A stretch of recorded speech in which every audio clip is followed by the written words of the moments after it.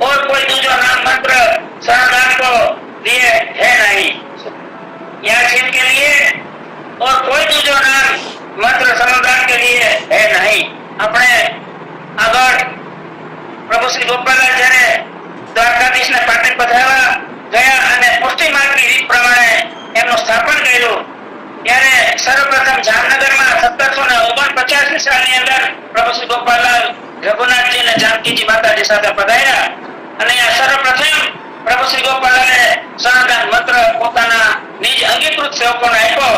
ત્યારે પોતાના પિતા શ્રી રઘુનાથજી પૂછે છે ગોપાલલાલને આપને કયો શરણદાન મંત્ર દિયો ત્યારે પ્રભુ શ્રી ગોપાલલાલ પોતાના પિતાશ્રીને કહે છે કે हमारे नाम से और कोई बड़ो नाम है जगत में तो बताओ। ત્યારે રઘુનાથજીએ કીધું આપણે જે શરણદાન મંત્ર સુણાવ્યો એ યોગ્ય છે અને રસાત્મિક પરિપૂર્ણ પુરુષોત્તમનો આ શરણ મંત્ર